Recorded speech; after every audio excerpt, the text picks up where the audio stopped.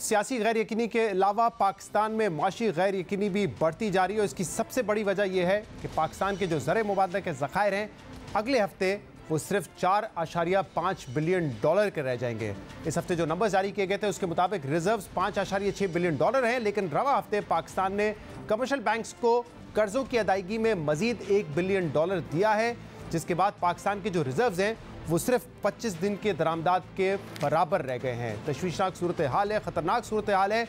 और इस वक्त इम्पोर्टर्स, चाहे वो लार्ज स्केल मैन्युफैक्चरिंग से ताल्लुक़ रखते हों या टेक्सटाइल एक्सपोर्टर्स हों, वो इस बात से परेशान है कि पहले तो वो मशीनरी इंपोर्ट नहीं कर पा रहे थे, लेकिन अब रॉ मटेरियल भी इंपोर्ट नहीं कर पा रहे, जिसकी वजह से खदशा है कि जो लार्ज स्केल मैन्युफैक्चरिंग की प्रोडक्शन है उसमें भी कमी आएगी, पाकिस्तान के जो एक्सपोर्ट्स हैं उसमें भी कमी आएगी।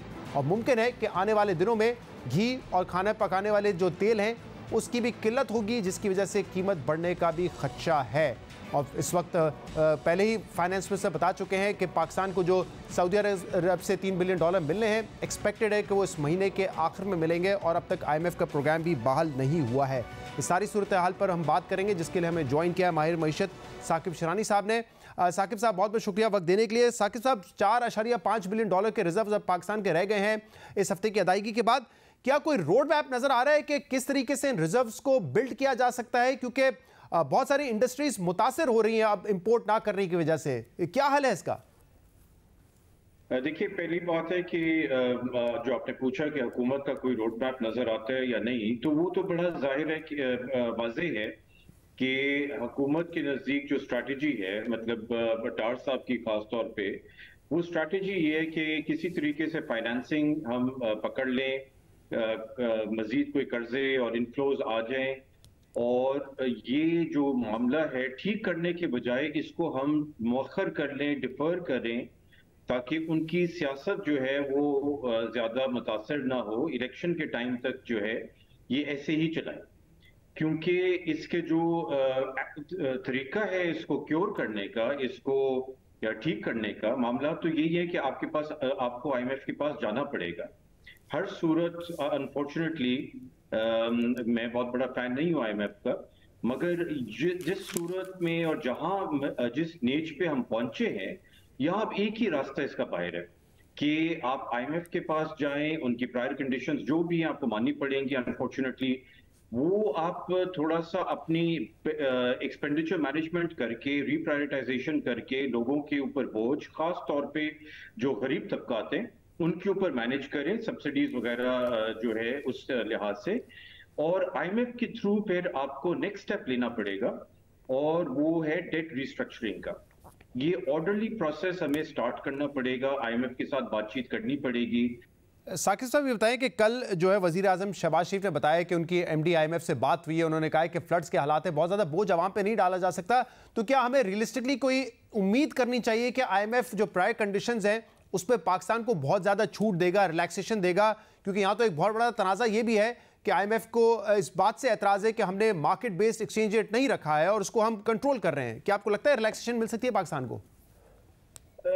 देखिए, जो मुल्क 23 मरतबा IMF के पास जा चुका हो, हर दफा ये कहता हो कि हमारी कोई स्पेशल कंडीशन है या हमारी ऑन ग्राउंड रियलिटीज आप समझ लें और हमारे लिए आसानियां कर दें, तो वो तो फिर सीरियल डिफॉल्टर हो गया ना अपनी मतलब अपनी कमिटमेंट्स के हिसाब से, और कोई रिफॉर्म की कमिटमेंट नजर नहीं आती है इस मुल्क में। तो फिर इसलिए IMF जो है वो ज्यादा रिलैक्सेशन नहीं देगा, क्योंकि ऑब्वियसली उनको पता है कि अगर रिलैक्सेशन दी, और गुंजाइश तो है नहीं, हमारे पब्लिक डेट बर्डन इतना ज्यादा है पब्लिक डेट का कि वो अनसस्टेनेबल है। तो जो फिजिकल एडजस्टमेंट करने की जरूरत है उसको सस्टेनेबल करने के लिए वो ज्यादा हम मौखर नहीं कर सकते। और साकिब साहब, इन लो रिजर्व्स की वजह से हमारे जो इंपोर्ट्स हैं उसको भी हमने रिस्ट्रिक्ट किया हुआ है। अब टेक्सटाइल सेक्टर वाले कह रहे हैं कि हम जो है रॉ मटेरियल इंपोर्ट नहीं कर पा रहे, तो एक्सपोर्ट्स कैसे बढ़ेंगी?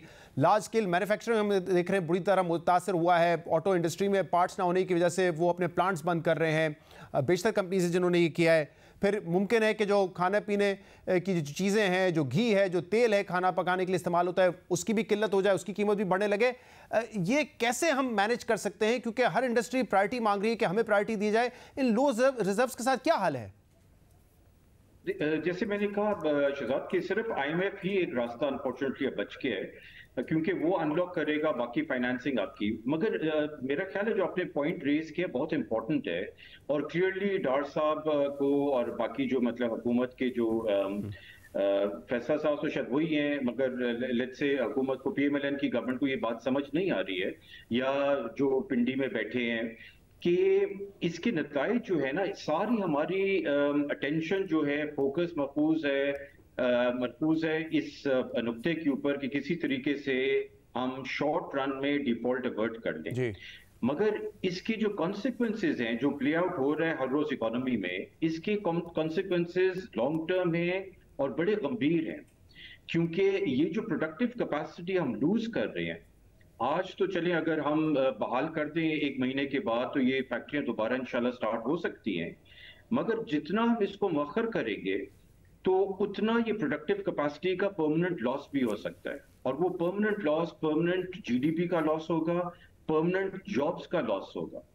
जो मुझे सबसे बड़ा डर है वो ये है कि नादानिस्ता तौर पे अब हम क्राइसिस को बैंकिंग सिस्टम की तरफ लेके जा रहे हैं, और खुदा ना खास्ता जब इकोनॉमिक क्राइसिस बैंकिंग सिस्टम को भी अपनी लपेट में ले लेता है, तो फिर जो है वो आप कई सालों के लिए वो मईशत को आप भूल जाएं। तो ये डार साहब को मेरा ख्याल है ये बातें जो है अनफॉर्चुनेटली उनको दिख नहीं रही है।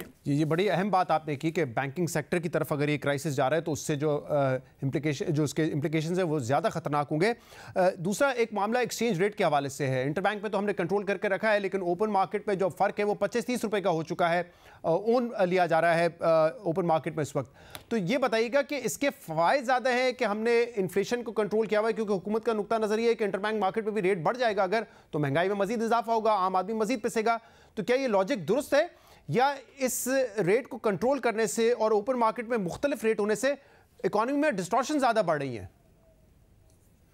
नहीं, बिल्कुल। देखिए, आपने इस पॉलिसी को अपना के पूरी इकोनॉमी को, मईशत को मफलूज किया हुआ है। अब आप वो कह रहे हैं उसका साइड इफेक्ट तो होगा, बिल्कुल सही है, कीमतों में साइड इफेक्ट होगा, मगर उसका दूसरा साइड इफेक्ट ये है कि फैक्ट्रियां बंद हो रही हैं, रॉ मटेरियल नहीं आ रहा है, और रॉ मटेरियल से ज्यादा अब तो जैसे आपने बात की, लाइफ सेविंग मेडिसिन नहीं आ रही हैं। लोगों के ऑपरेशन रुके हुए हैं, किसी का नी रिप्लेसमेंट रुकी हुई है, किसी की हिप रिप्लेसमेंट रुकी हुई है, स्टेंट्स नहीं आ रहे। तो मेरा ख्याल है ये जो ओवरऑल इसको अगर आप देखें तो हर पॉलिसी का कोई ना कोई साइड इफेक्ट होता है, ट्रेड ऑफ होता है। आपने मैनेज करना होता है कि वो ट्रेड ऑफ्स जो है वो उसकी बेनिफिट ज्यादा और कॉस्ट कम हो। तो मेरा ख्याल है इस पॉलिसी की जो कॉस्ट है वो बहुत ज्यादा है। बहुत बहुत शुक्रिया। साकिब शनाई साहब हमारे साथ मौजूद थे। संगीन सूरत हाल है, अब इसी पर डिपेंड करता है कि IMF का प्रोग्राम कब बहाल होगा, दोस्त ममालिक पाकिस्तान को कब पैसे देंगे। इसके अलावा शॉर्ट टर्म में कोई सोल्यूशन नज़र नहीं आ रहा।